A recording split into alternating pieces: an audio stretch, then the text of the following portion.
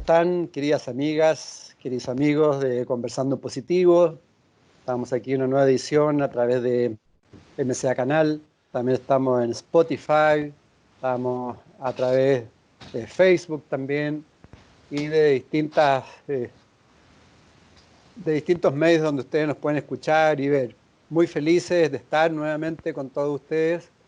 Y hoy, en una edición especial, estamos conversando desde París, Francia, con Chile, con un gran destacado del mundo intelectual francés, pero chileno.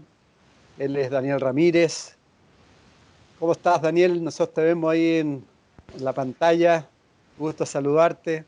Hola, ¿qué tal? Muy bien. Bien. Bueno, para los que no te conocen, Daniel ya lleva más de 30 años en Francia, en París. Es filósofo, licenciado en filosofía, máster también en filosofía del arte y doctor en ética y filosofía política de la Universidad de París, en la Sorbonne. Sucesor del fundador de los cafés filosóficos en Francia. Y bueno, expone su pensamiento en distintas conferencias, en redes sociales. Y ahora está trabajando ya en un libro, un manifiesto de una sociedad futura. Y bueno, muchísimo más que él nos va a ir contando. Daniel, es un gusto. Ya nos conocimos cuando estuviste en Chile. Tú viajas a Chile más o menos seguido, justamente para dictar conferencias, para participar en encuentros. Así que bienvenido, muchas gracias por estar con nosotros a la distancia, pero muy cerca también aquí del corazón y mentalmente. Muy bien, pues un gusto tratar de Bueno, reflexionar un poco y de eso se trata. Cuéntanos un poco igual de ti, cómo llevas tanto 30 años en Francia. ¿Por qué te fuiste de Chile? ¿Alguna razón? ¿O por qué tanto tiempo en Francia? bueno, me vine a Francia. He vivido en algunas otras partes, un poco en Barcelona, un poco en Brasil, un tiempo en el Perú, pero finalmente me establecí en Francia debido a la vida cultural que existía en Francia, sobre todo en la época en que yo me vine, en el año 84, ¿no? Mm. En esa época en Chile ya era muy difícil todo. Bueno, después de haber pasado 11 años de dictadura más o menos, haciendo todo lo que se podía en el ámbito cultural, en el pensamiento y en la música, ¿no? Porque soy músico. Ah, sí, pues sí. Entonces me vine a Francia para terminar mi formación como músico y en filosofía también.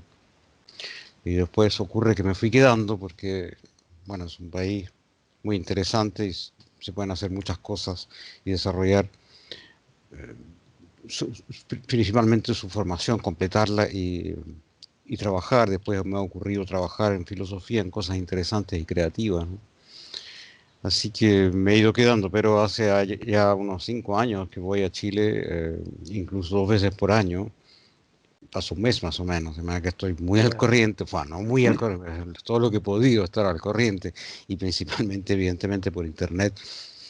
El año pasado participé durante todo el mes de noviembre en el movimiento social increíble que estaba ocurriendo en Chile. Y bueno, eso. Tú haces clases en Francia fuera de desarrollar conferencias y escribir, ¿no?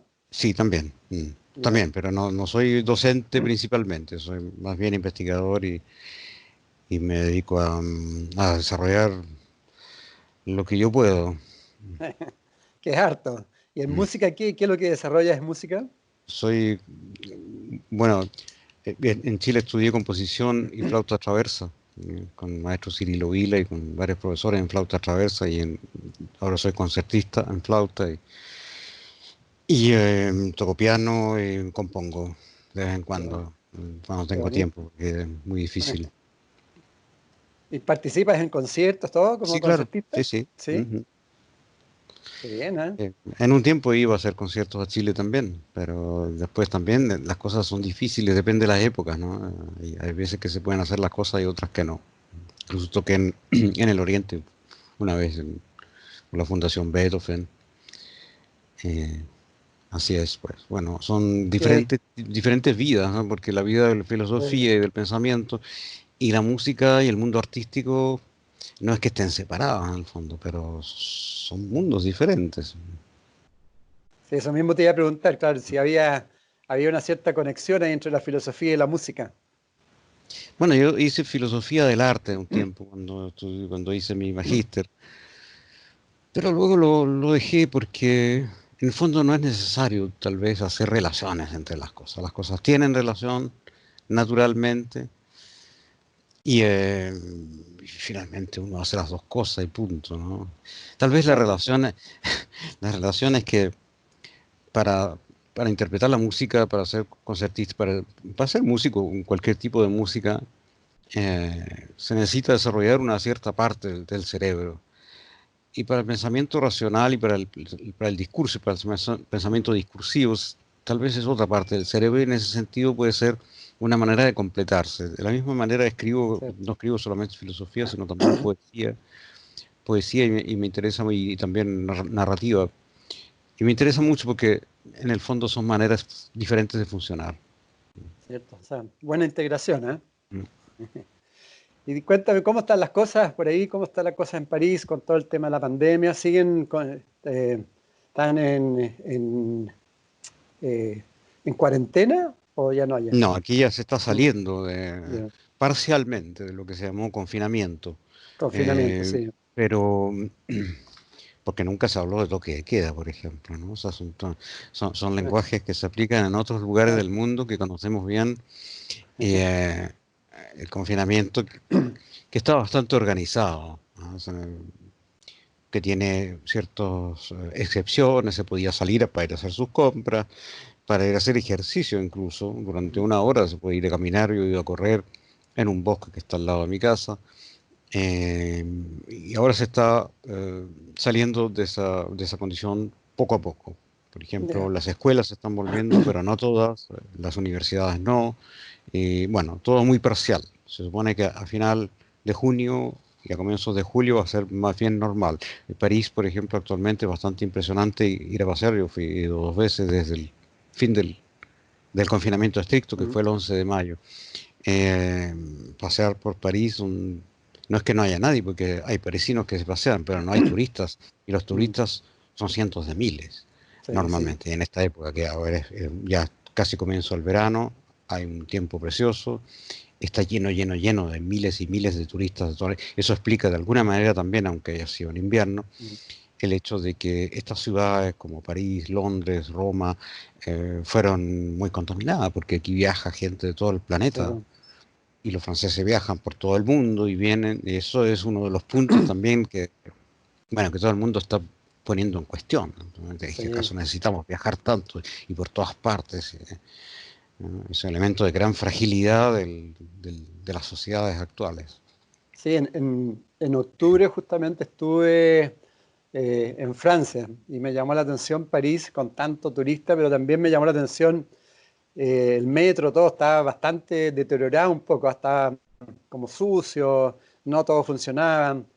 Se notaba que habían problemas sociales también en Francia, a pesar de todo. Habían Que problemas sociales, había este mm, movimiento de los chalecos amarillos y que todavía sí, seguía sí, funcionando y luego en noviembre empezaron unas huelgas interminables. sí, Hay problemas sociales en todo el mundo. todo el Y mundo, sí. lo sorprendente, en realidad no es sorprendente, más bien aquello a lo cual debiéramos estar atentos, es que la pandemia actual vino a modificar de una manera brusca todos nuestros esquemas mentales y eso tiene el peligro de hacernos olvidar que la situación anterior Mm, no era nada ideal. ¿Ah? ¿Y para qué decir en países como Chile o como el Líbano o como Hong Kong? Porque los movimientos sociales y políticos existían en todo el mundo, ¿ah? En claro, diversos lugares del mundo, además con motivos diversos, pero los motivos pueden ser muy diferentes, pero eso muestra que las sociedades están en crisis y de repente todo es como una crisis congelada, ¿m? Y que va a ser aumentar y que va a aumentar la crisis económica y social que ya empieza, digamos, por esta epidemia. sí, es cierto. Eso mismo te iba justamente a preguntar cuál era tu visión de todo el proceso que se está viviendo que por un lado, claramente tú lo dices, el conflicto social ya se está sintiendo acá en Chile también, que ya está volviendo y que no se fue, digamos, quedó ahí un poquito paralizado. Pero también se están produciendo procesos de transformación en términos de visión de la vida. ¿Cómo lo ves tú? Claro, los procesos y conflictos sociales y políticos Sí. no desaparecen por algo que los deja como congelados, ¿no? Mm. Eh, en Chile, evidentemente, esto iba a empezar a explotar en algún momento y además actualmente es por las peores razones, porque hay hambre y porque la gente no tiene medios de vida suficientes, lo cual era una de las causas fundamentales del desencadenamiento del conflicto en octubre. Sí. Entonces, lo que sí se ve es una agudización.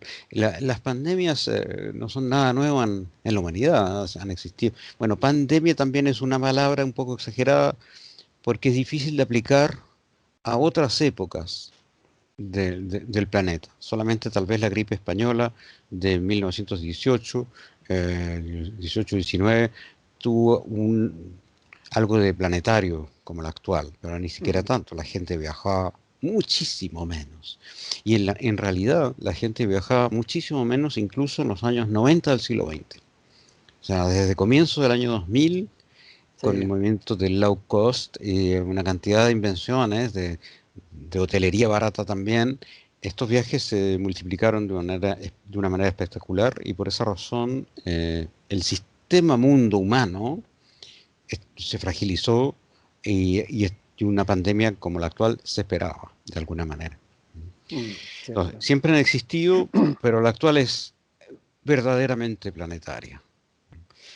Y por esa razón, la reflexión que debemos intentar, y no es tampoco evidente de lograrla de buenas a primeras, es una reflexión al nivel planetario. ¿Qué ocurre con el sistema, mundo, sociedad humana? Y la sociedad humana y el sistema mundo natural, o lo que se llama el ecosistema global.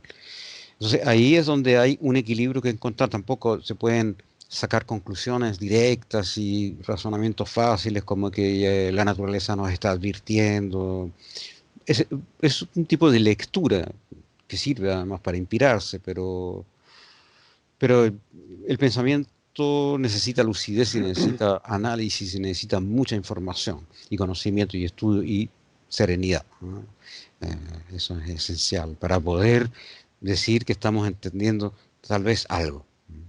Cierto, cierto. De hecho, tuve la oportunidad de escucharte el sábado pasado, si no me recuerdo mal, y tú hablabas del concepto del desconfinar el pensamiento. Eh, ¿qué significa? ¿Podrías profundizar? Porque fue muy interesante cómo lo fuiste planteando, lo que significa también el pensamiento, el pensar, analizar, reflexionar, porque hoy día también se cae en un pensamiento también bastante light, e inmediatamente se opina sobre eso. Falta profundizar, ¿no?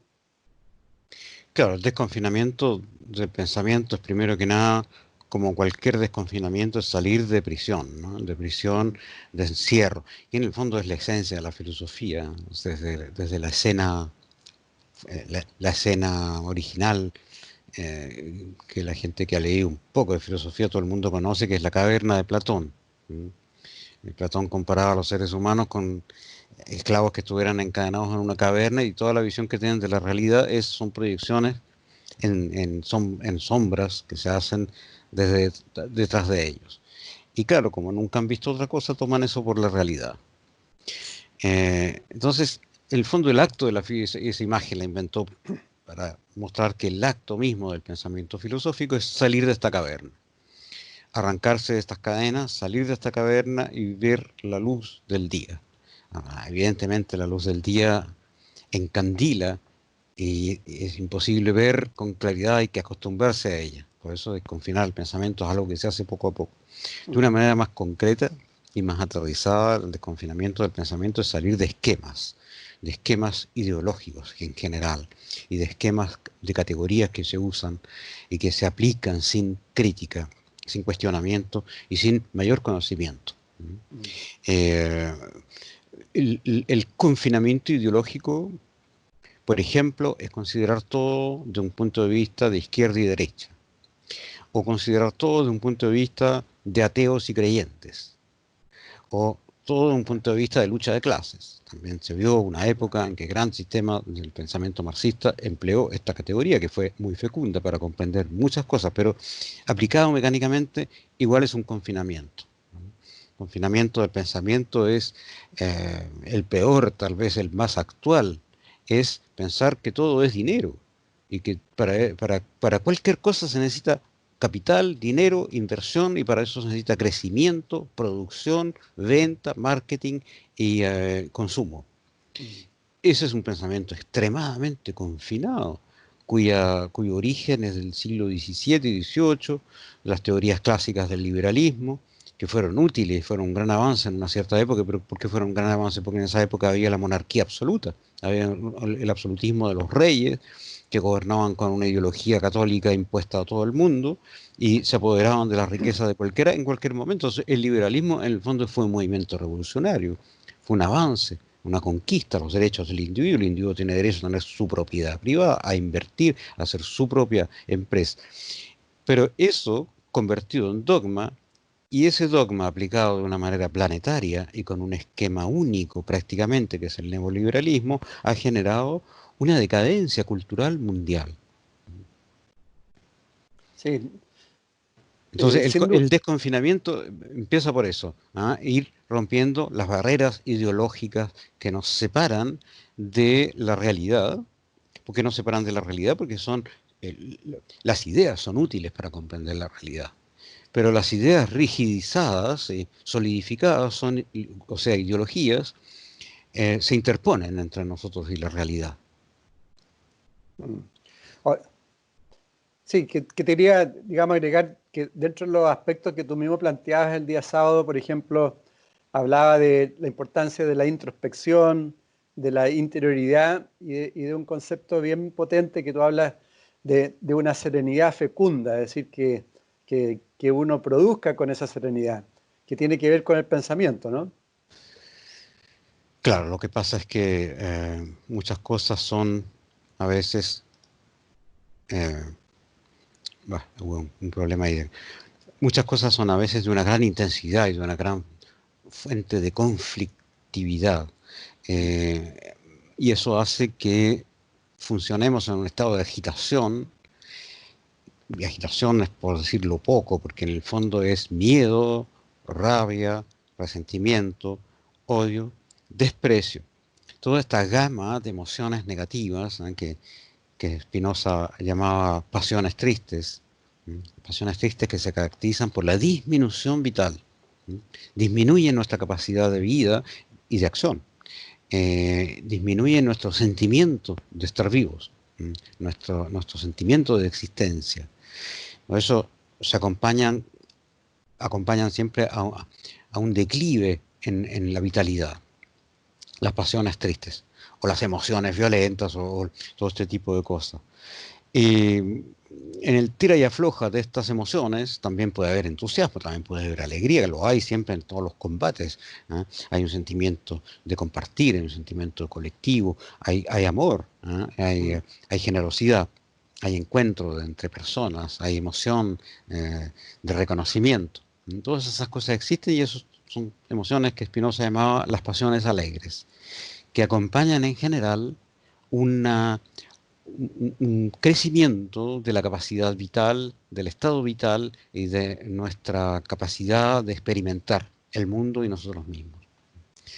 Entonces, ese desconfinamiento es fundamental. No se trata de reprimir si tenemos rabia o de reprimir, de impedir mostrar el miedo. No, pero es necesario tomar distancia, sí. Tomar distancia y equilibrar las cosas. Es verdad que hay cosas terribles, tristes, dramáticas. Si estamos todo el tiempo comunicando acerca de ellas, nosotros mismos nos vamos impregnando en ese sentimiento. Mm. Es verdad que hay injusticias, hay abuso, hay maldad. ¿Por qué no llamarla por su nombre? El mal existe. Ahora, ¿qué es?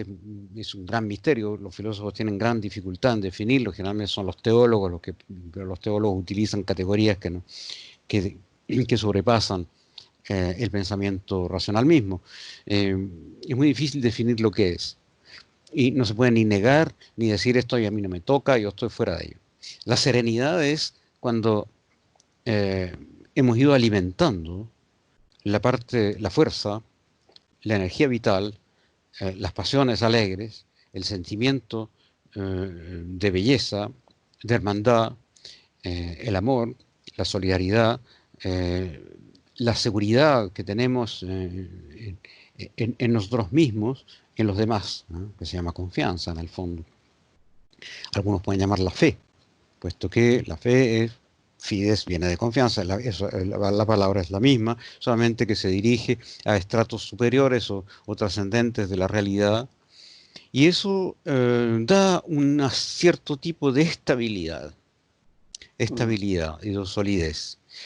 En momentos de crítica, perdón, de crisis, en momentos de crisis y en momentos de drama y en momentos de gran conflicto, es necesario ser muy sólido. Eso generalmente no se dice porque eso puede sonar pretencioso, pero es ¿Sólido en qué sentido? en el sentido de no ser desestabilizado fácilmente, de no caerse del caballo fácilmente, en el pequeño, cualquier salto y se cayó del caballo. Hay que poder mantenerse ahí, ¿ah? Como el Correcto. jinete que sigue en su cabalgadura. O el que está de pie, sigue de pie.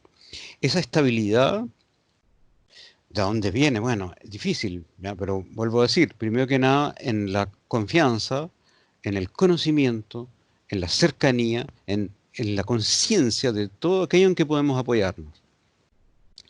Ahora, cuando digo que hay que ser muy sólidos es porque las cosas que vienen y que ya están aquí encima son demasiado fuertes. Y si no Mm. queremos que nos hagan polvo, tenemos que afrontar esto con una gran fuerza. Ahora, la fuerza no significa la violencia. La fuerza significa desarrollar un pensamiento fuerte, desarrollar una conciencia despierta, una lucidez a toda prueba. Bueno, nunca es a toda prueba, pero hay que cultivarla. Esas cosas pueden, eso que yo llamo la solidez, recuerdo que solidus es la misma partícula que da origen a la palabra solidaridad. ¿Mm? Ajá. Somos solidarios con el mundo. Y claro, nuestra solidaridad es normal que empiece por nuestros seres queridos, por nuestros hermanos humanos y por nuestros primos animales y por nuestros primos lejanos vegetales y por toda esta comunidad que es la vida en la tierra. Mm.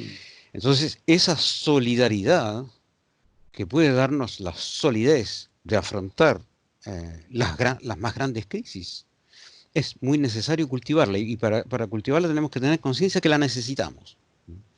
Que la Mm. necesitamos. Ahora, esa solidez o esa fuerza puede transformarse en serenidad, que es un estado tal vez más avanzado.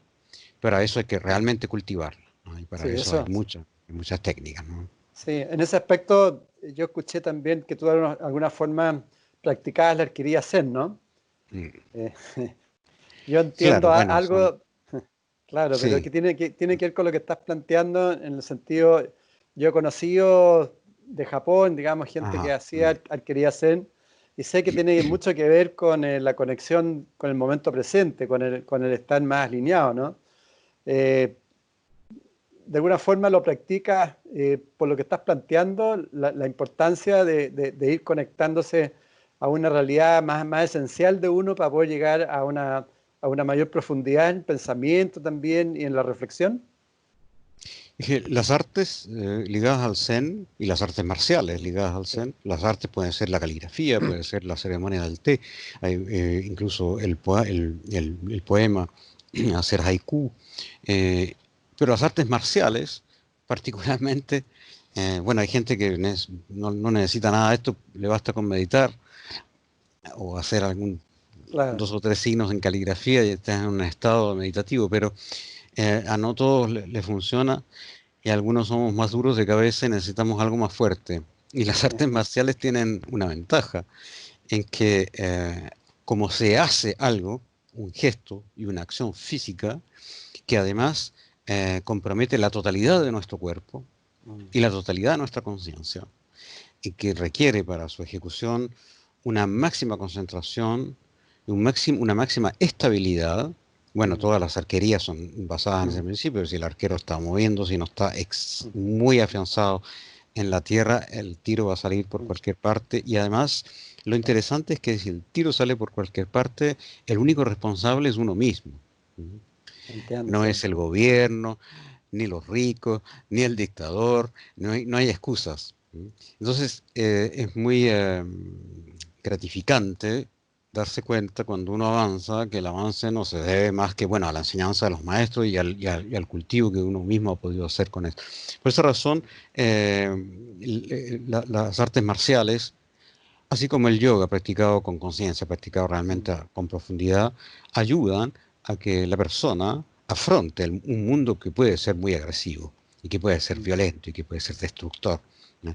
No, no te hace invulnerable, ni te hace inalcanzable, nada está seguro, pero permite la construcción de esa solidez que es lo que yo pienso que es Sí. indispensable para afrontar todo lo que viene en este tiempo. Ah, absolutamente. Bueno, de hecho, Eckhart Tolle, él plantea en su libro del aquí y ahora que nuestro principal enemigo es el pensamiento, justamente ese pensamiento que es una forma nomás, que de una forma nos identificamos a esa forma y empezamos a vivir de algo que no existe. Y por no tener esa solidez y esa conexión y ese alineamiento. Y cambiando un poco el tema, volviendo a lo de antes, te quería preguntar, ¿cuál es cuál es la visión ahora? ¿En qué sistema ya estamos? Porque se habla de posmodernidad, antiguamente se vivía un sistema muy como rígido, ¿no? Después una sociedad líquida. ¿En qué está la sociedad hoy día? ¿O hacia dónde vamos? A mí no me gustan esas categorías, Pero, aunque tuvieron su mérito, ¿no? La posmodernidad, el gran invento de Jean-François Lyotard, sí, y la sociedad líquida de Zygmunt Bauman, exacto. son conceptos sociológicos y sociohistóricos que nos ayudan a comprender ciertas cosas, pero siempre hay que cuidarse de no usarlos como eslogan, ¿no? Y la posmodernidad particularmente generó algo bastante lamentable. No era en absoluto el interés de Lyotard ni de ninguno de estos pensadores posmodernos como Derrida o que son grandes pensadores. Pero generó una especie de ideología que consiste en decir que ya no hay más ideologías. Esto de el fin de los grandes relatos. El fin de los grandes relatos es, bueno, se puede decir que hay algo de histórico que se constata en los grandes relatos. ¿Eran qué? Era principalmente el cristianismo y el marxismo. Y no hay muchos otros grandes relatos y nunca también se entendió mucho hablar sobre otro. El Islam sería actualmente tal vez el único que está en un momento de vitalidad y de solidez bastante impresionante. Y decir que se acaban los grandes relatos o las estructuras metafísicas o los mitos que explicativos, en el fondo implicó que queda un solo gran relato, que es la ideología neoliberal. Y por eso que es una gran trampa, ¿no? En cuanto a la sociedad líquida, eh, Zygmunt Bauman es un gran pensador y tiene Mm. una veintena de libros, más o menos, Mm. de Así los es. cuales unos 15 son extremadamente interesantes, pero tuvo la fortuna o la mala fortuna de inventar este concepto sociedad líquida y solamente es conocido por ese concepto, lo cual obviamente hace su celebridad y su fortuna en el sentido incluso material, pero se desaprovecha todo el resto de su obra. Yo, por esa razón, no daría ningún nombre a la etapa actual, no se vaya a convertir en eslogan. Eh, yo pienso que no hemos salido de ninguna etapa previa de estas en la cual estábamos. Por ejemplo, fin de grandes relatos no lo hay, puesto que los hay. ¿No? El peor de todos, como decía yo, es el neoliberalismo. El peor porque es el más poderoso, ¿no? Es Mm. el más actuante. Hay otros grandes relatos. El primer ministro de la India, Modi, hace años que viene instaurando una especie de gobierno religioso, fundamentalismo hindú. Y eso nadie lo sabe, o sí, se sabe, se comenta en Occidente, pero es un gran relato que se apodera de una sociedad gigantesca. Entonces, todas estas cosas son exageraciones y simplificaciones del mundo. La sociedad no es nada tan líquida, puesto que si lo fuera, lo primero en derretirse o liquificarse serían los poderes, y los poderes son perfectamente sólidos. Mm, Eh, cierto. Lamentablemente lo que se ha liquificado, incluso se ha gasificado o evaporado, o sublimado, como dicen los químicos, son las ideas. Y eso es una lástima. Mm. Entonces estamos en un tiempo en que hay una, probablemente algo de una sociedad líquida y una mentalidad gaseosa.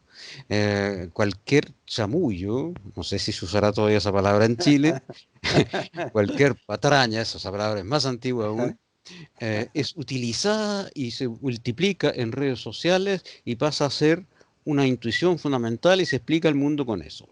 Mm. Entonces eso ya no es ni siquiera sociedad líquida, sino que es pensamiento gaseoso. Eh, Se necesitan estructuras y se necesita claridad, se necesita cosas que tiene la ciencia, por ejemplo. Claro, Mm. no la ciencia, la tecnociencia industrial que se utiliza para crear mercancías baratas para que el crecimiento del neoliberalismo funcione. Eso no es la ciencia, eso es una tecnoindustria aplicada, o una tecnoingeniería aplicada al mercado mundial. Pero el espíritu científico de investigación, de experimentación, de confrontación de datos con teorías explicativas, con modelos, eso debiera siempre practicarse, incluso cuando uno hace un arte marcial. Hay cosas que marchan y cosas que no marchan, es la experimentación directa. Por supuesto. Si yo estoy respirando de una manera, ya veo que no marcha el asunto. ¿Ah? Evidentemente, lo primero que voy a hacer es cambiarlo y experimentar otras cosas, o preguntarle a un maestro, ¿esto qué estoy haciendo? Estoy Claro. haciéndolo mal. Bueno, entonces, eso se necesita actualmente. Ahora, no digo que la ciencia sea la panacea. ¿Mm? Hay muchas otras cosas, otro tipo de pensamiento que tienen gran poder de engendrar conocimiento, realidad, lenguaje. Por ejemplo, la literatura, la poesía, el arte plástico, el cine actualmente, la fotografía, el video, son formas que pueden generar lenguajes y debemos enriquecer nuestra comprensión con todos esos lenguajes. Mm. Y es muy importante saber que ninguno de ellos implica la totalidad y nos va a permitir una comprensión global de las cosas. Mm. Ahora, Daniel, tú planteas que ya el viejo mundo ya no se puede rehabilitar, no tiene sentido, que hay que crear un nuevo mundo. Y para eso tenemos que como reiniciarnos y partir de nuevo. De hecho, tú hablas que hay que construir una casa nueva entre todos en la, en la vida cotidiana. Y das un ejemplo también que a mí me encantó, que tú hablabas como de Tarzán, ¿no? De que en el fondo Tarzán, para pasar de un árbol a otro, primero tenía una liana, pero para pasar al otro árbol tenía que botar esa liana y para poder agarrarse de la liana nueva. Eh, Eso es un poco lo que estamos viviendo hoy día y que tenemos que atrevernos, ¿no? A, a- a iniciar esa nueva vida nueva entre todos. Y ahí donde tú hablas también de la famosa de la Constitución, que también hay que hacer una destitución. Cuéntanos un poco de eso para después entrar al manifiesto que tú estás trabajando. Claro, es que efectivamente hay que largar una Mm. liana si uno quiere pasar a la otra. Y ahí Sí, hay un instante de inseguridad total, ¿no? Estás exactamente, sí. en el aire. eh, Sacaban las eh, referencias, ¿no? mm. Es evidente que el viejo mundo no da para más. Ahora que se esté derrumbando, eso no me consta, yo no lo he dicho. No hay que tomar sus deseos por realidad, ¿eh? Pero no da para más en el sentido de que el viejo mundo y sus ideas, ¿no? Sus ideas políticas, para ser más concreto, por ejemplo, las constituciones. Las constituciones, no solo la de Chile, que es aberrante, ¿no? Que no es ni siquiera una constitución, esto lo explica muy claramente Fernando Atria. Eh, Hay pensadores políticos que lo explican claramente, no es una constitución, es una ley constitucional. Es decir, es una ley donde hay muchas, muchas cosas, enormes cantidades de cosas, y que tienen el estatus de constitucionalidad, que implica simplemente que son más difíciles de cambiar que otras. Pero no es una verdadera constitución, porque una verdadera constitución es un texto o un acuerdo, puede ser incluso verbal. En Inglaterra no existe texto, por ejemplo. En todo caso, es un acuerdo de un pueblo consigo mismo, que es un acuerdo, y es un acuerdo fundador. Fundador, es decir, da inicio y nombra las cosas de una nueva manera. Es necesario para, para seguir avanzando, soltar esta liana y efectivamente eh, enfrentar un momento de inestabilidad total que no debe confundirse con el caos. La inestabilidad en el fondo es mental, ¿no? Es un sentimiento, para poder refundar la sociedad. Lo que se necesita es una refundación. La Constitución implica la destitución de lo que está instituido anteriormente. Lo instituido es simplemente lo que funciona, lo legal, un ensamble de construcciones legales en las cuales hay algunas leyes que son más importantes que otras. Eso es normal en cualquier sociedad. Para que haya un cambio importante, hay que, en un momento o en otro, refundar la sociedad. No significa exactamente partir de cero, porque nadie parte de cero. Por ejemplo, vamos a seguir hablando con el mismo lenguaje que tenemos, ¿no? Ojalá sea un poco enriquecido, pero no se parte de cero porque tenemos una enorme cantidad de ideas. Las ideas no solo son y no deben ser solo las ideas del constitucionalismo clásico y moderno, es decir, que viene del siglo XVII, que en el fondo tiene que ver con lo que mencionábamos hace un rato, del inicio del liberalismo político, el momento liberal. Desde ese momento se ha avanzado muy poco en las ideas de constitución. Las constituciones, incluso de los años 90 de algunos países, se parecen a las del siglo XVIII, que tienen que ver, bueno, las primeras, es decir, la Declaración de Independencia, posteriormente la Constitución de los Estados Unidos, la Declaración de los Derechos del Hombre y del Ciudadano, que se llamaba así, de la Revolución Francesa, y enseguida la primera Constitución de la Convención en el año 1793 en Francia. Todas estas son como las bases y el inicio de lo que fue el constitucionalismo durante todo el siglo XIX, siglo en el cual nuestros países en América Latina cobraron su independencia y así como iniciaron también una vida constitucional, que tiene sus bajas y sus altas. La Constitución de 1925 duró bastante y tuvo gran utilidad, y es así como en cierto momento hay que cambiarlas. Pero también hay que cambiar muchas otras cosas. Por eso la Constitución en el fondo es como un núcleo alrededor del cual podemos ir tejiendo una cantidad de ideas acerca de la nueva sociedad. La Constitución no va a resolver todo, y además hay que irse preparando desde ya, que la Constitución es un acuerdo de la totalidad de una sociedad. Y en la totalidad de una sociedad hay gente de todas las tendencias. Hay liberales, hay neoliberales, hay conservadores, hay creyentes, hay fundamentalistas, hay revolucionarios, hay comunistas. Y la Constitución no será algo que va a agradar enteramente a ninguna de estos sectores, porque va a ser un acuerdo global. Ahora, ojalá que esto fuera lo más democrático posible. El proceso que se ha diseñado a partir del 15 de noviembre no apunta exactamente a lo que debiera ser un proceso enteramente democrático. Pero eso es un tema más específico, lo podemos hablar después. Exacto. El momento constitucional, o constituyente, perdón, el momento constituyente es simultáneo de un momento destituyente. Y es muy importante que la nueva Constitución se genere a partir de un estado de soberanía.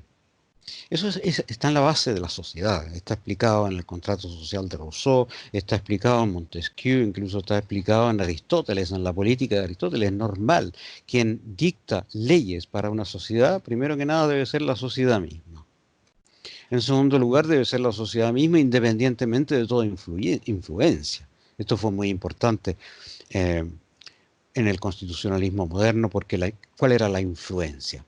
En esos tiempos era la Iglesia Católica o el Vaticano mismo, es decir, una teología establecida, riquísima sin duda, pero rígida, y un poder que se funda sobre un texto revelado, que por cierto es uno de los más ricos de toda la cultura humana, pero eso es un factor independiente. Una sociedad que se da una ley fundamental, es decir, nos ponemos de acuerdo entre nosotros cómo vamos a vivir, cómo nos vamos a gobernar, cómo vamos a organizarnos. Eso no puede tener una especie de meta sujeto que va a decir esto sí y esto no, como por ejemplo lo es la autoridad islámica en la República Islámica del Irán, ¿no? Que es una democracia. La gente vota, tiene su congreso, tiene sus gobernantes, pero los gobernantes tienen que atenerse a la ley que da un comité de teólogos que dicen lo que está o lo que no está de acuerdo con un texto fundamental, que en este caso es el Corán. Por esa razón se necesita que haya soberanía. Y aquí tenemos un gran problema, puesto que ya el organismo constituyente, que no se ha elegido aún, que no se sabe ni siquiera cuándo se va a hacer, porque tiene que haber un plebiscito, está condicionado su número de representantes, la manera en que se eligen, los quórum con los cuales van a tener que trabajar.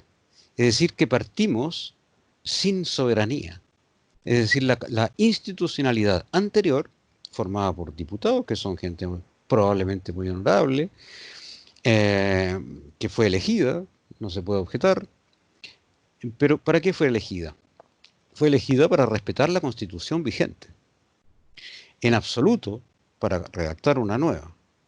Por eso lo dije rápidamente, pero el otro día, una de las cosas más absurdas del mundo, que es como un récord, eso podría incluir en el libro Guinness, el récord del absurdo político es lo que se ha llamado convención mixta, puesto que esta convención mixta estaría formada de diputados que tienen que juraron, por cierto, y que están ahí para legislar respecto a la antigua constitución, y gente que fue elegida para redactar la nueva. ¿Ah? Es decir, lo mixto es lo mixto entre lo antiguo, entre lo viejo y lo nuevo, Claro. en vez de ser un momento en el cual vamos a hacer una nueva constitución. Por Oye, eso Daniel, sí, disculpa que te interrumpa, pero volviendo un poco a la pregunta original, digamos, o sea, un alcance de lo que yo veo, por lo menos, que claramente no es que se esté destruyendo la sociedad, pero sí hay una distopía muy grande en distintas áreas de la sociedad, donde se están cayendo distintos aspectos sociales, la educación, bueno, la política, para qué decir, la tecnología, en la forma que se está usando, la ciencia, el medio ambiente, etcétera. Mi pregunta es cómo, para poder llegar a lo que tú estás transmitiendo y realmente tener una democracia, porque por ejemplo hoy día ya se ve a través de las mismas redes sociales una especie de neo-inquisición, yo diría. O sea, donde si tú piensas distinto ya prácticamente es corte cabeza. No hay ninguna capacidad de disentir, porque no se puede. O sea, si tú eres de una idea y el otro es de otra idea y no hay ningún tipo de concordancia. Yo te hice la pregunta también el día sábado un poco de cómo, porque yo creo que todo eso tiene que ver con la conciencia, ¿no? Un poco lo que transmitiste inicialmente, por qué haces arquetipía Zen también, es decir, el conectarse con un aspecto más humano de uno, para poder tener más objetividad, un aspecto más neutral. Yo siento que eso es lo primero antes de pensar quizás en llegar a una gran democracia. ¿Cómo llegar a ese punto para poder tener un razonamiento más profundo entre todos los ciudadanos? Bueno, hay algo que es fundamental, que es la conversación, ¿no? Lo que estamos haciendo ahora, pero los ciudadanos, y eso es algo que se vio en octubre y noviembre con los cabildos. Es un momento único, un momento extraordinario, y tal vez es único en el mundo. Bueno, ya había empezado ya esto en el 2013, por ahí hubo uno, pero de una manera mucho más menor. Es muy interesante cuando la gente se pone a hablar, a conversar y a escuchar. Hay que poder comunicarnos mucho más que lo hemos hecho. Y nos dábamos cuenta en esos cabildos, yo participé en una docena, por lo menos, en el mes que estuve, incluso organicé uno. Nos damos cuenta que todas las personas tienen mucho que decir y tienen mucho que aportar. ¿Por qué? Porque son perspectivas únicas, son individualidades, son particularidades, cada persona es un mundo. Y esos mundos tienen que estar en contacto y en relación. Esa es la primera cosa que o sea, que debiéramos favorecer, Claro. reconstruir. Ahora es difícil, hay que hacerla por vía virtual en este tiempo, pero eso es un Sí, tiempo solamente. Y hay que tener en ese sentido también una serenidad respecto a que el momento es un momento y va a pasar, ¿no?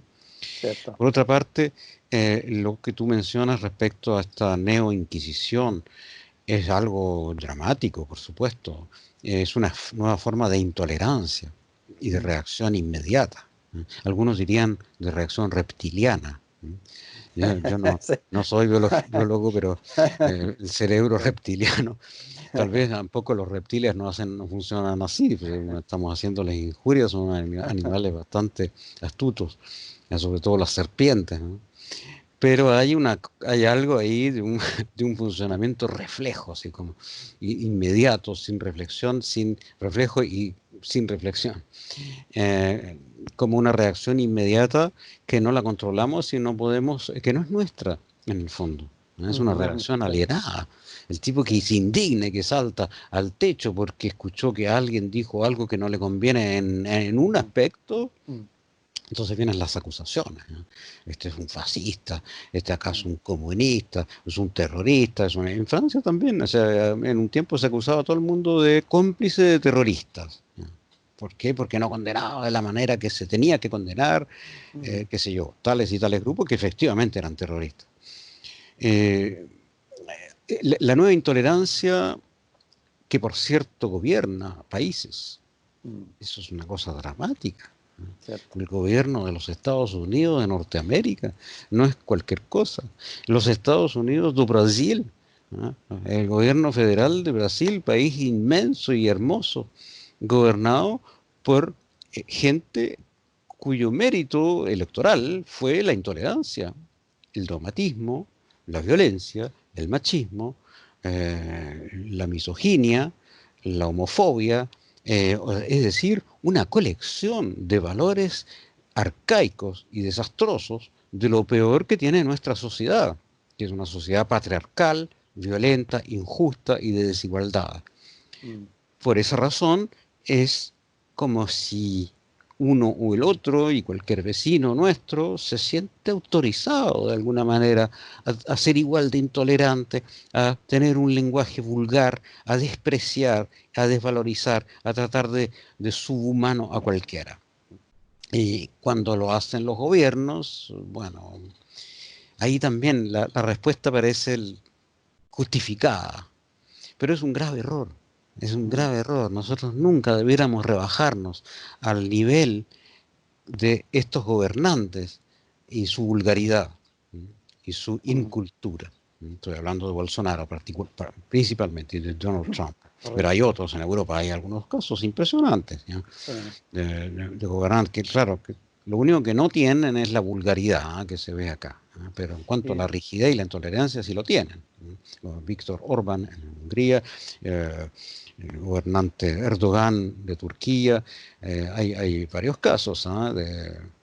Entonces, el ciudadano sería mucho pedirle que tuviera altura de miras, pero bueno, estamos sí, pues, obligados a pedirlo. sí, pues, Estamos obvio. obligados a ¿Y, pedirlo, porque si no nos vamos a hacer cómplices de esta destrucción cultural. y qué piensas, Daniel, sobre las cuotas forzadas? Respecto, por ejemplo, mujeres, hombres, etcétera, etcétera. Bueno, me parece que mujeres, hombres, eso ya se ha obtenido en general en la sociedad. Y por cierto, se obtuvo para la supuesta convención constitucional. Claro. ¿Estarías de Eh, acuerdo en eso? Estoy de acuerdo, Ya. pero hay un problema igual. Las cosas no son tan simples. Mm, Eh, si el asunto de la cuota es que el 50% de la humanidad, que son las mujeres, debe estar igualmente representado que el otro 50% que somos los hombres, parece la lógica más absoluta. El problema no empieza ahí, eso es normal. El problema empieza cuando son minorías. Y las minorías, ¿en cómo deben estar representadas? Proporcionalmente, para eso tendrían que estar muy bien contabilizadas. Y entonces ahí empiezan algunos problemas. Esos problemas se resuelven, hay maneras de resolverlos. Por ejemplo, las cuotas de los pueblos originarios. Es normal también, como decir, pero ¿cómo va a haber una convención constitucional sin representantes, sobre todo el pueblo mapuche, que además es el más importante en población y el más organizado? Hay otros, hay poblaciones aymaras en Chile, hay el pueblo Rapanui, que no tiene nada que ver, etcétera. Entonces, ¿cómo van a estar representados? Después, los homosexuales, los bisexuales, los transexuales, todo el movimiento de diversidad de género. ¿Cómo van a estar representados? ¿Cómo los vamos a contabilizar? Puesto que ni siquiera se sabe exactamente quiénes son. Los creyentes y los ateos. Los creyentes musulmanes, ¿cuántos son? Los creyentes judíos, ¿cuántos son? Los creyentes evangélicos, ¿cuántos son? ¿Y van a tener también cuotas? Resulta que algunos evangélicos son mujeres, algunos homosexuales son comunistas y que algunos mapuches son ecologistas. Entonces, si se trata de representar a todo el mundo, un 100% no nos basta, necesitaríamos un 1000%. Razonamiento fácil, ¿no? Conclusión, este sistema no puede multiplicarse. El cueteo no puede multiplicarse, porque en el fondo el cueteo es dividir. Así es, pues, Y claro. dividir y multiplicar al mismo tiempo no funciona en ningún tipo de matemáticas. Ahora, dije que ya hay maneras de resolverlo, pero lamentablemente no estamos encaminados hacia esas maneras de resolverlo. La primera manera de resolverlo que no funcionó es el universalismo. El universalismo es la idea clásica y moderna según la cual los humanos somos todos humanos, punto. Ni francés, ni chileno, ni canadiense, ni palestino, ni mapuche. Somos todos humanos, punto. Por cierto, lo dijo San Pablo en la famosa epístola. Pero el universalismo es la base de las declaraciones y la Declaración Universal de los Derechos Humanos. Puesto que son derechos que se tienen en cuanto humano y no en cuanto a ciudadano de aquí o de acá, ni de miembro de tal partido ni comunidad, ni iglesia. Pero no resultado, puesto que el universalismo coexistió con todas las marginalizaciones posibles, incluso con la esclavitud. Bueno, hasta la segunda mitad del siglo XIX, una aberración total. Después fue compatible con el apartheid. El apartheid que existía en Estados Unidos también, habían cosas que estaban prohibidas a los negros, etc. Con la exclusión radical, profunda y violentísima de nuestros pueblos originales por los colonos criollos. Colonos primero españoles y luego criollos. Las guerras entre estados más o menos artificiales. En el fondo, toda nuestra historia moderna es un desmentido del universalismo. Eso no significa que el universalismo sea una idea falsa. Significa solamente que no es suficiente. De todas maneras.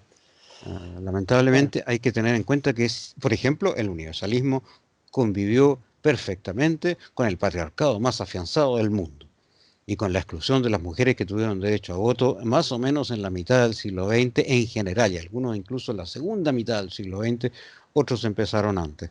Entonces, el universalismo no basta. ¿Cuál sería la clave? Bueno, claramente es un tema muy complejo y donde tú también has hecho un gran aporte con el trabajo que llevas varios años, porque conversamos, me parece, hace 3 años atrás y tú ya estabas trabajando sobre este manifiesto que vamos a Ajá, conversar ahora. efectivamente Y tiene 3 años en 3 años, trabajo. ¿no? Sí, 3 años de trabajo.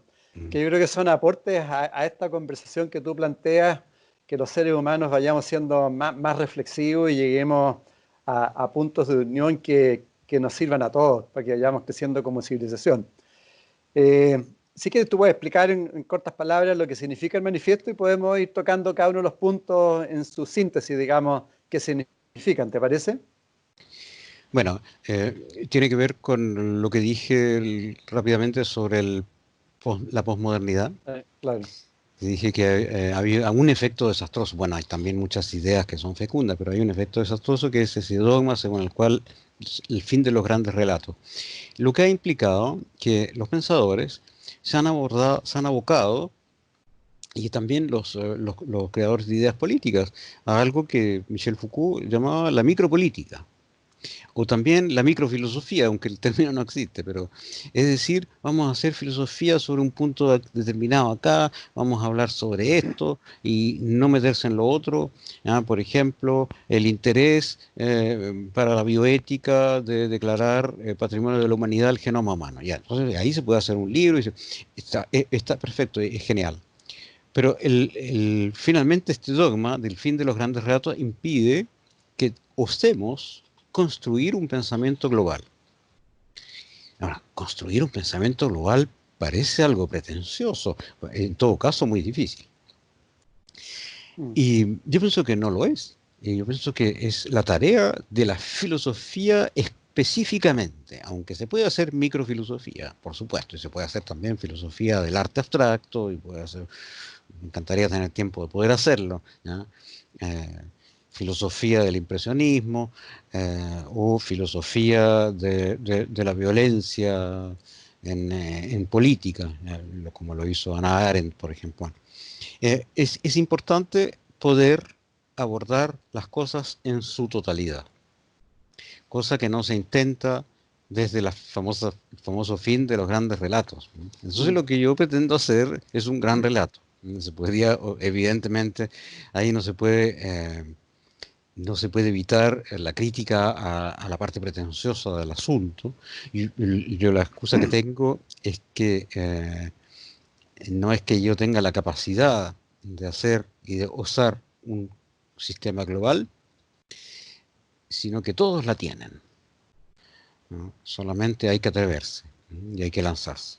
Por supuesto, para Bueno, eso hay que trabajar y hay que ponerse en la disposición, ¿no? Entonces, lógico. todos la tienen. Y por cierto, mi proyecto debiera haber sido un proyecto de investigación universitario o interuniversitario, o también un proyecto de discusión en los medios sociales, en organizaciones sociales.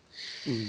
Bueno, resultó siendo un trabajo personal. Bueno, así es la vida. El pensamiento también es una obra solitaria, pero jamás solitaria, puesto que lo he hecho discutiendo cada vez que he podido, discutiendo aquí, discutiendo allá, poniendo, sometiendo ideas, ¿eh? Entonces, esa es la génesis de la idea de ese libro.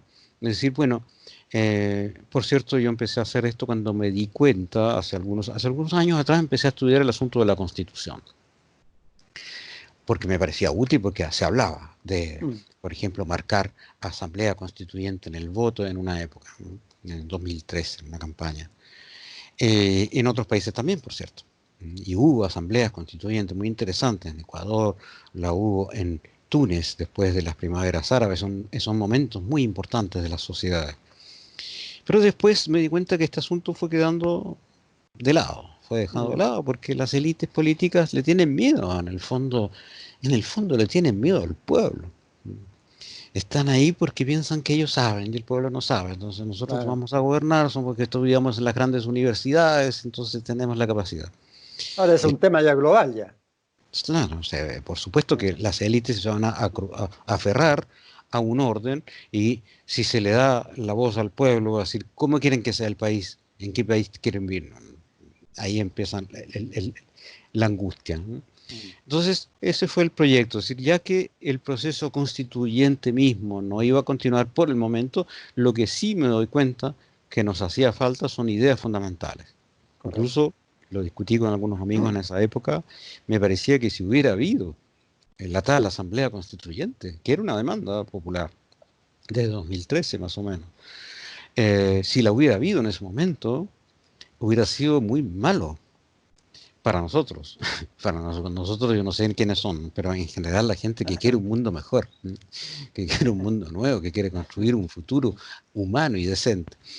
Hubiera sido muy malo para esa gente, puesto que quienes quieren que el mundo continúe tal cual, ellos tienen muy claro en su mente y en muchos papeles cómo quieren que sea esta nueva constitución. Lo más parecida posible a la antigua. O incluso si fuera muy diferente, porque puede tener un lenguaje muy adornado.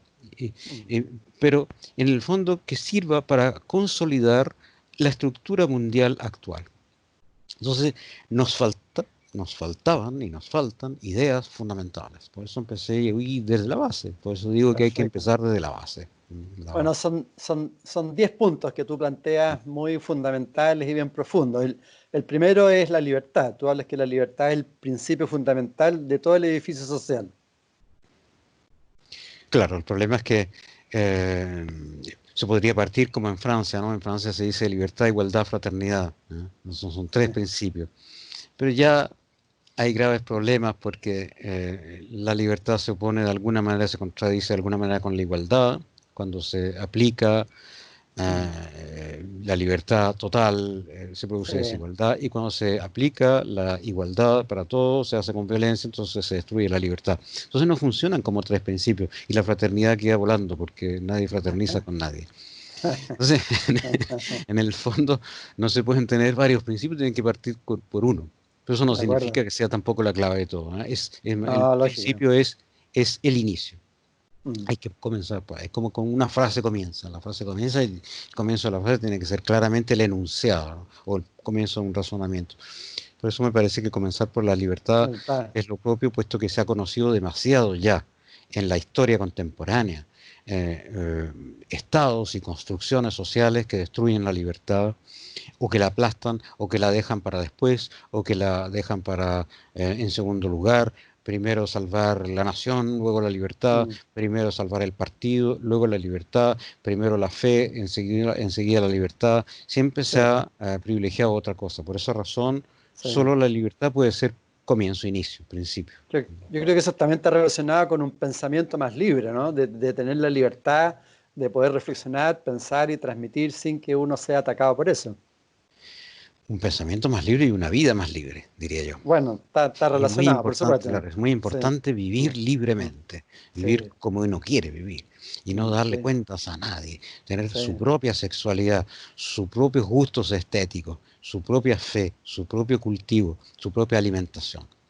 Y las sí, sociedades actuales no están muy preparadas para eso. Incluso John Stuart Mill, un pensador liberal del siglo XIX, él decía eso, él decía que la sociedad, la verdadera sociedad liberal, decía en el sentido clásico, es una sociedad que permite todo tipo de estilos de vida y que incluso los excéntricos, lo dice muy claramente, ¿eh? En un libro que se llama On Liberty, sobre la libertad, eh, incluso tipos de vida excéntricos. Bueno, estamos muy lejos, la sociedad es intolerante con todo lo que es excéntrico. sí. Y la otra cosa sobre la libertad, que lo explico al comienzo de ese capítulo, es que una gran parte de la cultura contemporánea tiende a convencernos de que no podemos hacer nada. Mm, Es el sentimiento de la impotencia. mm, De todas maneras, todo va a quedar igual. sí, Nada nuevo bajo el sol, lo dice el libro de Coelet. Nada va a cambiar, entonces lo que tú haces no tiene importancia. No es que esté mal o que no tengas derecho, lo que pasa que es que no cambia nada y lo que tú dices menos. Algunos dicen la dictadura es cierra el pico, la democracia sigue hablando. Es decir, en la dictadura te hacen callar y en la democracia tú puedes seguir hablando porque no cambia sí, nada, no, no pasa nada, claro. no pasa nada.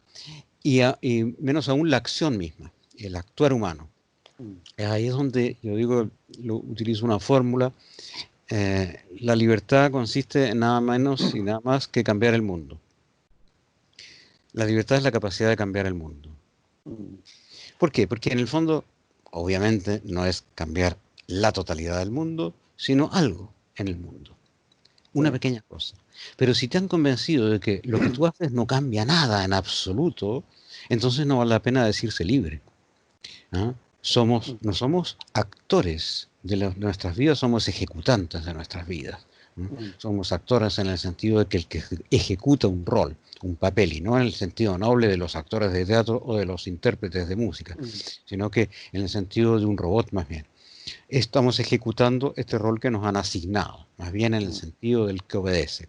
Por esa razón, defino la libertad como la capacidad de cambiar algo del mundo, es decir, la libertad efectiva, aquella que tiene un eco en la realidad. De acuerdo. Para eso tenemos que darnos los medios de cambiar algo del mundo y generalmente no lo vamos a hacer solos, de manera que es una libertad con el otro, con los otros. Tal vez no con todos, o tal vez sí alguna vez con todos. Eso es el momento constitucional, por ejemplo. Pero en general con los demás, y por esa razón esta libertad es una apertura al otro, una construcción común. La libertad se construye, se cultiva como un ser vivo, se alimenta. Y si no se alimenta, es decir, si no se practica, incluso en la excentricidad, como decía John Stuart Mill, si no se practica, bien, pues se atrofia, como cualquier facultad, ya sea muscular o mental. El segundo punto, tú hablabas que la sociedad futura será decididamente ecológica. ¿Qué significa eso? Significa que la sociedad humana no puede construirse como el enemigo de la naturaleza, como si fuera un ejército que ha conquistado a otro. Y una vez que se conquista el otro, se reduce a la esclavitud, se utilizan las riquezas, se utiliza todo para el beneficio del vencedor. La interpretación del mundo en el cual la cultura humana, las sociedades humanas disponen del mundo, que convierte entonces el mundo en una especie de enorme despensa de reservas, de recursos. Esa interpretación del mundo está caduca. Está totalmente caduca, primero que nada porque desde hace un siglo más o menos, pero unos 30 o 40 años de una manera evidente nos estamos dando cuenta que la reserva no era infinita. Bueno, no era necesario ser muy astuto para darse cuenta, pero igual tomó enormemente tiempo, desde la invención de la ecología, que fue en los años 80 del siglo XIX, bueno, Ernest Haeckel, un discípulo de Darwin. En el fondo el darwinismo estaba implícita ya en la ecología. Es decir, considerar que la vida es un conjunto de sistemas que interactúan y que todos dependen de todos. Entonces, si nosotros explotamos hasta agotar y acogotar y desangrar uno de estos ecosistemas, los otros se nos van a ir vaciando, se nos van a ir bloqueando y todo esto no funciona. Y al final el ecosistema global mismo no funciona. Entonces la sociedad humana debe reconstruirse a partir de una armonía que no va a ser encontrada así de buenas a primeras, pero que debe ser nuestro ideal y nuestro objetivo, una nueva armonización con las energías de la naturaleza. Sí. Bueno. Por eso la sociedad será ecológica y las mentalidades deben ser ecologistas.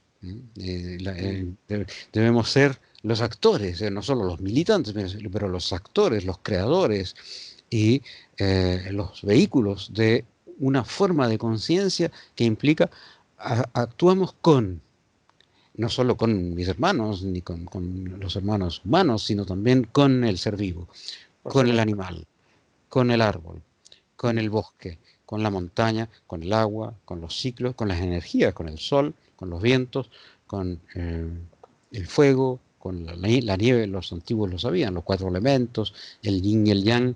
Todo esto está implícito en la conciencia ecológica y las estructuras ecológicas de la producción que se necesitan, porque tenemos que seguir produciendo y alimentarnos. Ahora se ve que esto cojea por todas partes, pero ¿producir qué? ¿Y alimentarse cómo? Para, en el fondo, alimentarse es estar en interacción con la naturaleza, con el medio natural, porque somos organismos biológicos, somos también dispositivos químicos y somos organizaciones electromagnéticas y somos vibración. Y eso es la naturaleza. Entonces, considerar el ser humano como desligado, como en otro nivel, sobre la naturaleza, eso fue una locura. Sí. Tremendo tema, un tremendo tema, y tiene que ver también con el desarrollo de la conciencia, y afortunadamente cada vez aparece especialmente más gente joven, ya con más conciencia respecto a los otros seres sintientes, al tema de la alimentación, que no seguir alimentándonos como se plantea de cadáveres energéticos, que ya no son solamente animales, sino también otro tipo de alimentación que simplemente es químico, etcétera, etcétera. Yo creo que es tremendo tema. Los El tercer jóvenes, punto, los jóvenes no solamente tienen la intuición y la conciencia, sino también tienen el coraje, porque hay que sí, ir ahí a sí, oponerse a Total o a Shell o a no sé qué, con una sí, barquita y impedir el paso de un camión que lleva productos radiactivos. Hay que atreverse a hacer eso, ¿no? A sí, sí, atreverse sí. como ciertos jóvenes a hablar a una asamblea con 1.500 delegados importantísimos de las élites mundiales, ¿no? Sí, Así toda la razón. Bueno, mm. todos estos cambios implican un coraje, pero yo creo que cuando ya hay convicción de que el cambio es fundamental para tener una sociedad mucho más potente en términos humanos, aparece ese coraje. El tercer punto, tú hablas del transocialismo, es radicalmente democrático. ¿Qué implica eso? Bueno, socialismo es un nombre que yo inventé porque Sí, en el fondo se trata de que es una sociedad, el socialismo tal cual como fue implementado en la historia no sirve y nadie tiene la intención de reconstruir eso. mm, Y, pero por otra parte, la palabra socialismo tiene que ver con la sociedad simplemente y con lo lo social, social. que es la Mm, naturaleza humana. de acuerdo. Aristóteles hablaba que es el animal político, ¿no? Son politikon en griego. El animal político simplemente significa que nosotros existimos como individuos, pero no nos realizamos como sociedad y como colectivo. Mm, mm, Entonces, el tercer punto es la democracia, porque en el fondo la democracia no es un sistema político entre los otros posibles, como puede ser la monarquía, la tiranía, la oligarquía.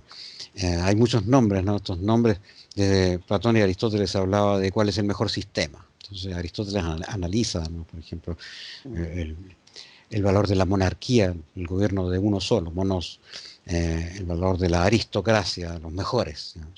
Se supone, los mejores son generalmente autodesignados como los mejores. Y la democracia, y eso es un error histórico. No se debe considerar que la democracia es un régimen al lado de otros posibles, sino que en el fondo es la esencia de la política. Simplemente porque cada vez que no hay democracia o que la democracia está debilitada, por ejemplo, cuando, bueno, elegimos gobernantes, ¿verdad? Pero una vez que los elegimos hacen lo que quieren. Bueno, entonces nuestra libertad se redujo al momento de la elección. Y si después no solo hacen lo que quieren, sino que hacen lo contrario a lo que dijeron que iban a hacer cuando los elegimos, se siguen alejando. Mm, Y si después se convierten en tiranos, porque eso ocurre también, sí, entonces evidentemente se ve que esta fragilización continua no fragiliza solo la mm, democracia, sino elimina la política misma. Si la mm. política es el hacer común, el hacer de la polis, que es en el fondo la vida social, la vida del colectivo. Eh, se elimina puesto que si son algunos solamente, si es una oligarquía, por ejemplo, oligos es el pequeño número, si es una oligarquía que gobierna, el resto es gobernado. Entonces la democracia, y eso está en Aristóteles, hasta hace bastante tiempo lo éramos ido comprendiendo. Aristóteles dice que la democracia es un régimen en el cual los unos y los otros somos a su turno gobernantes y gobernados. Es decir, que Pero todos nosotros, deben ser, pero nosotros somos el todos, Estado, en el fondo. el Estado somos nosotros, eso es evidente, pero y eso significa que en cierto momento de nuestras vidas somos gobernados y en otros momentos somos gobernantes. En el fondo es una frase muy fuerte y que además implica que jamás ha existido la democracia, si se define de esa manera. Claro, claro. Bueno, es verdad que ellos trataron de hacerlo, los atenienses. Después trataron de hacerlo las repúblicas de la Toscana en el fin de la Edad Media. Desde el siglo XIV hubo repúblicas democráticas en Toscana, principalmente Florencia, pero también lo fue Venecia y otras, en el cual se elegían los gobernantes por sorteo. El mismo sistema que se usó en Atenas. En Atenas no se votaba. Eh, Montesquieu, que se supone que es el más importante autor del constitucionalismo y de las teorías del Estado moderno, dice claramente que el sorteo es lo propio de la democracia puesto que cualquiera es elegido. Y la elección es lo propio de la aristocracia, puesto que se elige a los mejores. Aristos, los mejores. Y la frase es simplísima. Rousseau también lo dice en algún momento. En el momento en que se eligen representantes para que ejerzan la soberanía en nuestro nombre, la soberanía se ha perdido simplemente. Lo que llamaba la voluntad popular. Entonces la democracia es una construcción, es un work in progress, como dicen los anglosajones. Es algo que está en construcción. No es un sistema que pueda decir esto es la democracia y esto acá es dictadura. Claro, el problema es que como en nuestro país se vivió en dictadura durante mucho tiempo, como en España también, como en Grecia, como en otros lugares, como en Brasil, como en Alemania o en la Unión Soviética, o sea, en Rusia. Como se vivió en dictadura, cada vez que discutimos sobre la democracia se compara con la dictadura. Entonces, bueno, mejor votar por diputados o por senadores que el hecho de que sea un general que nombra a los senadores. Ya, verdad, es mejor. ¿Ah? Mejor elegir al alcalde que sea un militar en retiro que lo nombraron ahí porque ya no saben qué hacer con él. Es mejor. Pero eso no es democracia, eso es mejor, simplemente. Para que se pudiera llamar democracia debiera ser realmente el autogobierno de la sociedad. Y para eso hay una cantidad importante de dispositivos. El ejemplo que he dado es uno, que es elegir representantes por sorteo. Como existe, por ejemplo, para las cortes criminales. En muchos países del mundo se ven las famosas películas donde hay procesos, ¿no? Los jurados son elegidos por sorteo. Evidentemente se eliminan algunos y hay un proceso, se eliminan los que ya han sido condenados por la justicia, por ejemplo. Se podría inventar un sistema en el cual haya una cámara elegida por sorteo, que se podría llamar la Asamblea del Pueblo, y otra cámara que fuera como la Cámara de Diputados actual, que sería la Cámara de Representantes. Por esa razón, la democracia debe ser participativa y representativa al mismo tiempo, o solamente participativa. Esas son las dos opciones reales. Que haya solamente una democracia representativa implica que no hay democracia. En el fondo las cosas son muy simples. No hay democracia, hay una oligarquía, porque es un pequeño número de personas que gobiernan siempre los mismos. Interesante, interesante. Tan poco que sabemos, ¿no? O tan poco que nos involucramos en estos temas que son fundamentales para nuestra vida. Por esa razón se necesita la audacia de la juventud para el, destituir toda esta construcción y poder reconstruir otra, ¿no? el punto 4, tema álgido en estos tiempos, es la economía. Tú planteas que la economía debe estar al servicio de la vida humana, de la libertad y de la felicidad compartida de los ciudadanos y no al revés. Es un gran tema hoy día con la economía global, ¿no? Claro, porque actualmente incluso la frase que se ha escuchado más es que hay que salvar la economía o reactivar la economía.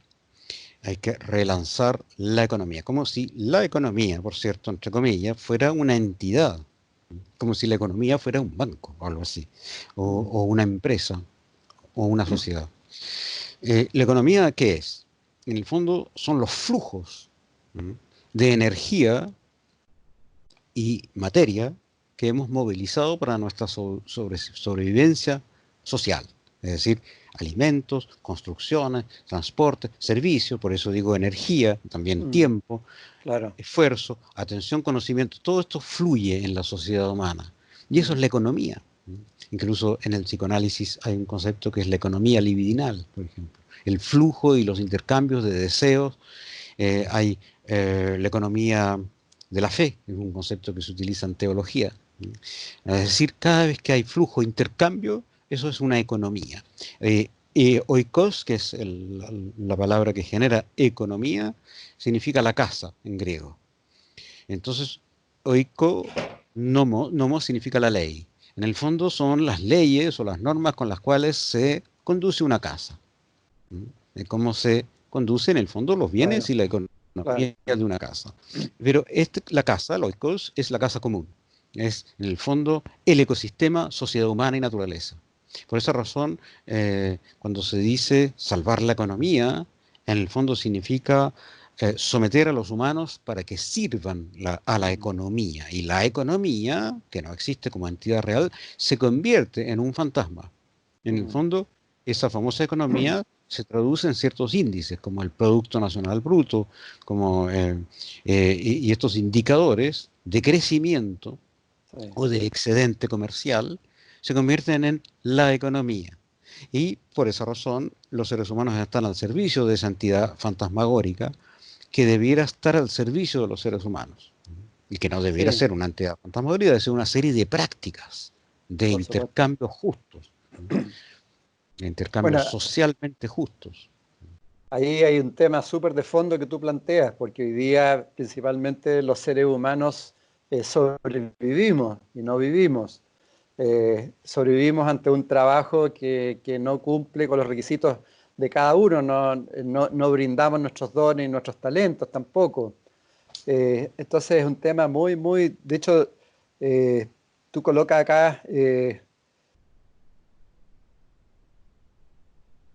seguimos trabajando obsesivamente para satisfacer las exigencias cada vez más difíciles del mercado y del crecimiento de la economía productivista y consumista, sometida a la presión irracional de la competencia. Es decir, y tú pones también que el ser humano no necesita ser rico, necesita ser humano. Hay temas muy de fondo y que se están produciendo los cambios hoy día también con la robótica, con la inteligencia artificial. Es todo un complejo ahí tema que se está transformando y que todavía no se sabe cómo se va a transformar totalmente, porque obviamente que necesitamos más tiempo, más horas para desarrollar al ser humano y no tantas horas para aportarle a un mercado que no le interesa al ser humano. Aportar además cosas de pésima calidad que duran 6 meses o un año y medio y que después hay que Mm, volver a comprar y que además no se pueden reparar, ¿no? sí, Porque antes se podían reparar. Eh, es verdad mm, que la tecnología actual pos- podría y posible. permitiría que trabajáramos muchísimo menos. Sí, Además, siempre hubo en la historia una tendencia historial, que es un término que es más que histórico, a bajar el tiempo de trabajo, a reducir la jornada de mm, trabajo y a reducir la semana de trabajo y la cantidad de horas que trabajamos. ¿Por qué? Porque cada nueva invención multiplicó la capacidad productiva de una manera enorme. El claro, arado de mano, ¿ya? Que era una quijada de burro con la cual sí. Caín agredió a Abel en la escena inicial de la criminología bíblica, ¿ya? Era un arado. Imagínate cuánto rendía eso. Cuando se inventó un arado tirado por caballos o por bueyes, es un salto cualitativo que tiene que ver justamente, simbólicamente, en esta historia bíblica con la fundación de la agricultura, es en el fondo el neolítico. Mm. Y cada vez hubo un salto enorme de productividad, ¿ah? La industria, la máquina a vapor, fue al fondo la revolución industrial, ¿no? La máquina de carbón y de vapor que generó una enorme ganancia de productividad.